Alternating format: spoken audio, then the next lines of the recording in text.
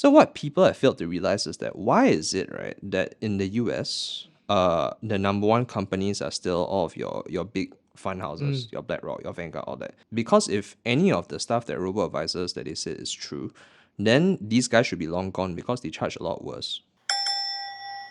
So obviously you sold a ton of investments. Oh, yeah. Right? Robo-advisors, let's talk about that one. Like I want to dive in a little bit before we bounce off, like, talk a little bit about like the usual objections that most advisors or most prospects would throw out. And I want to see like what's your take on it and what's your perspective on it, right? So let's start the first Sure. one. Very standard is always about robo-advisors, right? Okay. Someone says, hey, Luke, lock in 10 years, Sure. 15 years, whatever. And then let's assume like it's for retirement at a certain amount, Yeah, right? okay. Hey, 10 years, 15 years lock in, I could do it in some ETFs, right? Or can do like SIFE, right? For Right. example, robo-advisors, so and then I pay a lower fee. Yeah, And it's then pretty it's liquid. standard. Yeah. Yeah. How do you, or what kind of frame, or how do you explain, a perspective, such that this person will feel like, you know what, robo-advisors does have its merit, but hey, yours too, and then I will do it. Oh, I don't. do you do it? I don't split the difference.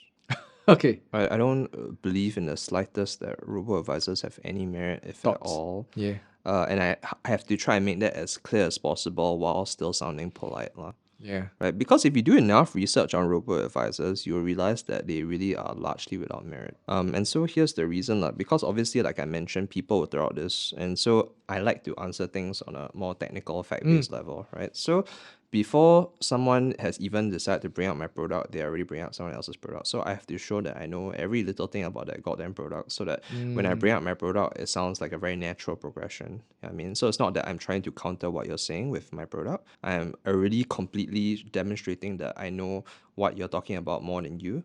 Then I bring out my product. So Right. now I have credibility, right? So robo-advisors have actually existed for quite a while, a long time, actually since the 1990s. Oh. This is not something that a lot of people have understood or known about, right? I thought it was they more already- recent, like maybe the last 5, 6, 7 years. I last time I invested in this one. Stash away. Around the same period. Smartly? Smartly's gone, man. Dude, I know my money was gone then also. Like they literally sent me an email. We are shutting down. We are liquidating your money. Here's your money, and then they sold it off at loss. I mean, Yeah, I remember that. that's a fun example. That's a good testimony for your Yeah. students. Well, just like, hey, Yeah. like look at what I know if the recent one was it Money Hour? Money Owl. Money Hour, right? Money Owl is bionic, so technically they weren't really strictly an investment advisor. Yeah. Oh, but I didn't know though. Like the fact that you mentioned, like they existed quite a while back. Yeah. So Give us the robo-advisors history. have existed in the 1990s in the US, obviously, right? They haven't existed here, Yeah. right? So we've seen the first robo-advisor came to Singapore in 2017. They came in Trida, Stashaway, Smartly, AutoWealth. So once she came in, then like CD and all a bunch of other donkeys were non-stop talking about them because of all the stuff that you mentioned, all the lower fees, blah, blah, blah, blah, blah, blah, blah, blah, blah, right? So what people have failed to realize is that why is it, right, that in the US, the number one companies are still all of your big fund houses, your BlackRock, your Vanguard, all that. Because if any of the stuff that robo-advisors that they said is true, then these guys should be long gone because they charge a lot worse, right? Similar to us in that sense as advisors, if you think about it, right? So why? It's because they already tried and failed in the US, you see. Now that makes all the difference. It makes like it really puts like a bam, like it's a huge like cold splash of water to the face for all these very, very idealistic donkeys that are thinking about using robo-advisors, right? So what I mean by failed? Well, technically there are a whole bunch of robo-advisors that are still in the US, just that some of them converted to add-ons for banks. So you notice that we see not just the standard robo-advisors like Stashaway, but we also see that digital banking investment robo-advisors are also part of certain banks now, right? And that's when they realize they have the most add-on lah, because end of the day is that a lot of these robo-advisors on an individual level, the technical expertise is still or I'll say that the expenses that it costs to run these robo-advisors are still too high compared to the amount that they're bringing in. Right. Remember that I told you just now that on a $20 million portfolio, I'm bringing less than 140K. Right? After I pay off my P and I pay off my taxes, I'm lucky if I have 6 figures in a year. That's peanuts, right? So in the end of 2017, Stashaway had less than 50 mil AUM. Right? Right. That's nothing. Yeah. Right? Especially if you want to pay like 12 employees, as well as all of your shareholders. And that's nothing, right? Of course, now Endowus is like a bill plus, but they're still in the red. They lost like tens of millions of dollars last year, right? What's the point of that? It's because eventually when we look at the US study of robo-advisors, we find that what they did was similar to everybody else, which is that they used large capital venture investors to go and start up this particular thing. They offered very competitive fees and structures and so on and so forth. And then after they already had a reasonable market share, then they raised their fees. Yep. It's Yeah, kind of like Grab, right? Yeah, it's kind of like yeah, Grab. it's kind of like burn money to acquire market share. and then change the behaviors Yeah. to a certain degree, and then once they feel like they've dominated a certain amount, Yeah. then they can raise, or once maybe the loyalty is there, Yeah. right, then they raise up the fees, right? Yeah, because there's no one else to compete with. But lah, so it's the- robo-advisors can't do that? Or like, they I mean, don't last they're as long? trying, but you can notice that because of the whole stagflation issue that we've been facing the last year plus, we see a lot less advertisements now. Stash Away was way more popular before COVID than it is now, right? So we don't now, most people don't even hear. AutoWealth even worse. AutoWealth actually developed a better product. Right. AutoWealth's Robo is the best by far, right? And yet, like, I don't remember the last time anybody talked about Yeah. AutoWealth. You see? Yeah. Because they're suffering, like they're dying in a ditch somewhere. Right. Because they're not profitable. So the very first point which I always bring up to clients to kind of cement this is that once you understand the history of how robos work or how robos have existed canonically function, right? Then you don't trust them. Because this is a question of trust, right? End of the day is that I can offer you a much better deal, but if I'm from some no name company, I say this is my own private limited, maybe I have like $500,000 of assets or some crap, and then you can get your insurance from me, you can get insurance from Prudential. Right. Like, are you Okay, kidding that's a me? good- You know, that's a good- like, nobody no, is that's going to freaking go with the random ass fella that just because we put out a couple of advertisements, right? But when push comes to shove, eventually what happens is that Smartly goes down, Money Hour goes down. Yeah.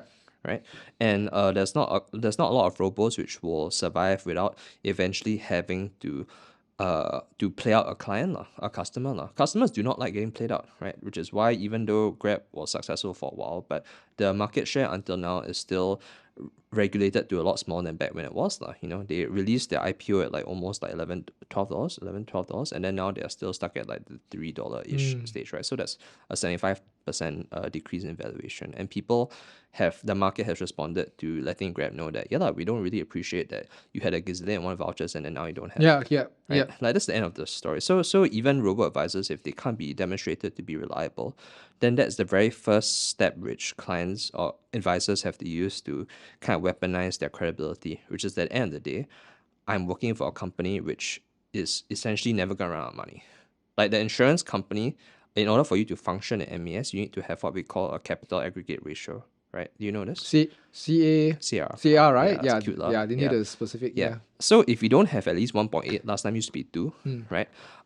MES reserves the right to force you to go and sell yourself to somebody else, which is essentially, not exactly, but it's essentially what happened with AXA, right? Because these guys could not maintain a good capital adequacy ratio, they kept coming out with products that were not profitable, right? Yeah. So eventually they had to go get sold off for a cute little couple $100 million compared to Singlife, right? So we have a very robust system in MES that has prevented people from truly losing money in insurance companies.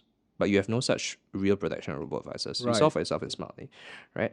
And then that is just the foundation. Means that if you're talking about robos, really, then if you're talking about the portfolios, everybody will want to listen to this. Give it, give us more, right? So that's foundation of like the history and everything else, right? And then like, so is that how you explain it though? It depends on the client. Okay. So the problem with how I'm answering this question is because you brought up a whole bunch of different inquiries and you also brought up a whole bunch of different robos. Means that, for example, is Money Hour considered a robo, right? I did one entire webinar on just Stashaway alone and one on Endowers alone. And I also did like a 45-minute preview with Eric Feng's students also on just an introduction to how you can crush all these concepts. Right, and if I had to go through each one individually, it would take like hours and hours, you see. But the general idea is that, similar to like I mentioned, if you want to sell investments, if you understand the competition extremely well, then you develop conviction. If you develop conviction, you can crush it. So I don't split the difference by saying or telling people that I think that robos are good. Objectively speaking, the only way robos are reasonably good is if you're looking at a 3 to 5 year tenure, because most 3 to 5 year ILP plans are not competitive. Right, in terms of your benefit to fee ratio. Means that even as me, as someone who is a consultant who should be better at portfolio arrangement than a robo, even though I could probably make a couple of excess percentage points, but that will get eaten up by my fees. Yep. And then now they have the liquidity and all the stuff, Yeah. right? So you could have certain points on like the foundation, you could have certain points on liquidity. Means that you can make an entire argument on whether or not liquidity is a good thing, right? Which you should argue that liquidity is not a good thing. Because if, let's say you're a client and you tell me that your retirement ends in 15 years, and you say that your robo-advisor is liquid, mine is not liquid, but my investment ends in 15 years, then I'll just say that you're not sincere, right? I mean, I can say it in a nicer way, sure, but at the heart of it is that you're just not sincere, right? Are you or are you not interested in retiring 15 years, yes or no? Because if, then what reason do you need for it to be liquid? Yeah. Right? If you liquidate it for, let's say, like your child's going to buy a house or something, then how are you going to retire?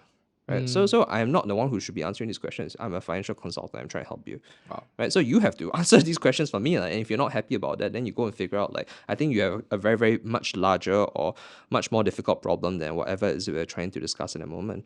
Right? But liquidity is not the primary issue here. Right? Now, why are these investments illiquid? It's because, well, firstly, the company is trying to control your behavior. Then you're like, yeah, the control. Then the client will be like, yeah, the company's trying to control my behavior. They're like, yeah, good.